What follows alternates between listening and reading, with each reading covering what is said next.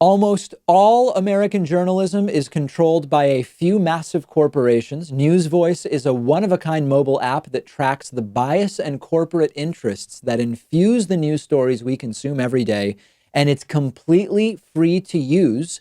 Go to newsvoice.com/Pakman to download it. Okay, I want to talk now about this issue of churches. At the top of the show, I talked to you about how the coronavirus pandemic in the United States is now a culture war. It's not really a fight for the best ideas about how to deal with the virus while taking care of the economy. That would be the right thing to do. It's merely a culture war now, thanks to the Trump administration, thanks to Trump's fixation on opening churches and opening them right away. We also now have to talk a little bit more specifically about the houses of worship component. But I just want to recontextualize. The church's thing is one piece of the broader culture war that coronavirus is now about. It's not about public health. Let's talk about the legal element of the church openings.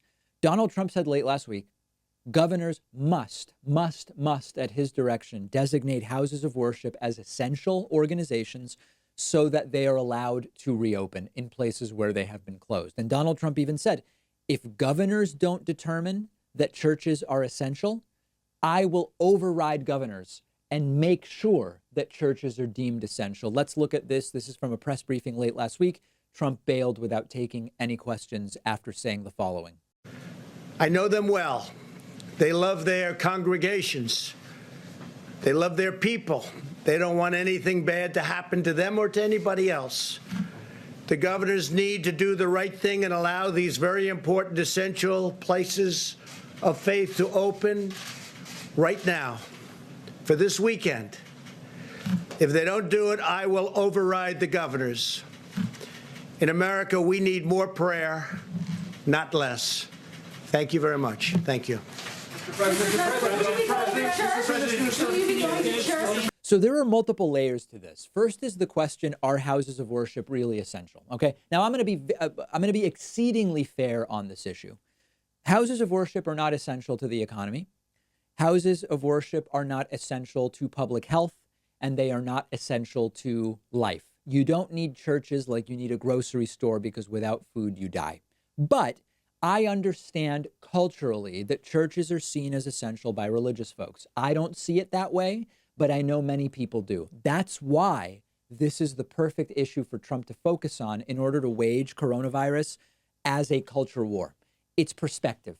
If you think that the most important thing for humanity is making sure that you are praying in the right place and that your religion is what's holding society together, you're going to be difficult to convince that churches aren't essential. And that's why this is the perfect way for Trump to wage coronavirus as a culture war.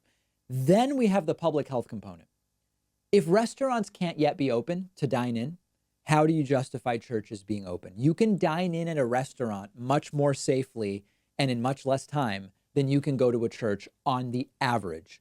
You can social distance theoretically in a restaurant, and you can social distance theoretically in a church. But you can get in and out of a restaurant very quickly compared to how long people tend to be in churches. Restaurants at full capacity sometimes only accommodate 15, 20, or 25 people. Small restaurants I'm talking about. Churches are almost always at least 50 people, sometimes hundreds, sometimes thousands, sometimes tens of thousands at these mega churches. We know of churches being super spreaders where they have one service and a ton of people end up infected because of one person. So from a public health perspective, there is no way that you can defend churches being open when restaurants are still closed for dine-in. Lastly, and maybe most importantly, let's focus on the legal. Trump says he will override governors. He can't do it. He does not have that authority. It doesn't actually matter, by the way, that he can't do it, and I'm going to tell you why in a second. But from a legal perspective, Trump often talks about federalism. Federalism just means a system with a federal government and also subsequent either state or provincial government. That's all that means, state or provincial governments. In the United States, it is outlined in the 10th Amendment. And the 10th Amendment lays out the default power dynamics between state and federal government, where it says, quote, the powers not delegated to the United States by the Constitution, nor prohibited by it to the states, are reserved to the states respectively or to the people. So, in other words, if there is some action or power that the Constitution or Bill of Rights don't specifically say the federal government has power over this, and the Constitution and Bill of Rights don't ban states from having power over that, the default is states decide about that issue. Designation of churches as essential or non-essential is not a power given to the federal government, and it is not a power from which states are restricted. Thus, federalism and the 10th Amendment confirm that Trump has no authority whatsoever, full stop, black and white, period, to determine what types of entities are essential from the perspective of states.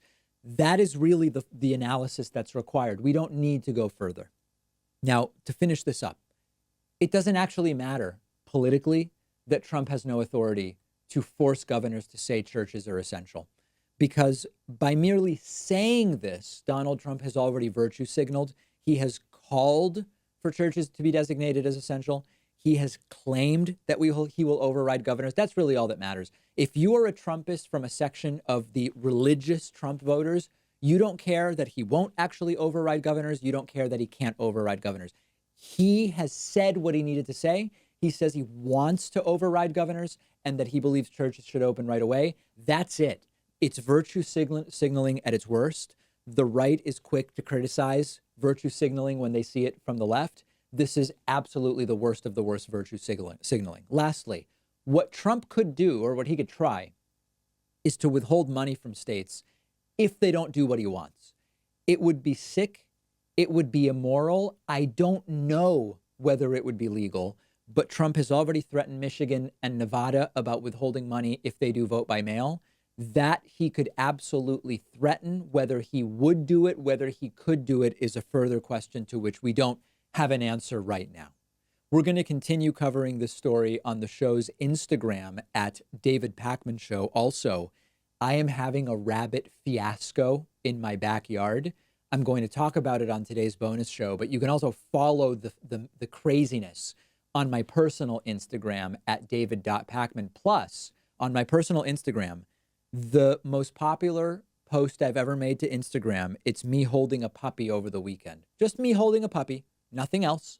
And it is exploding on my Instagram page. Follow me at david.pakman. Quick break, much more coming up.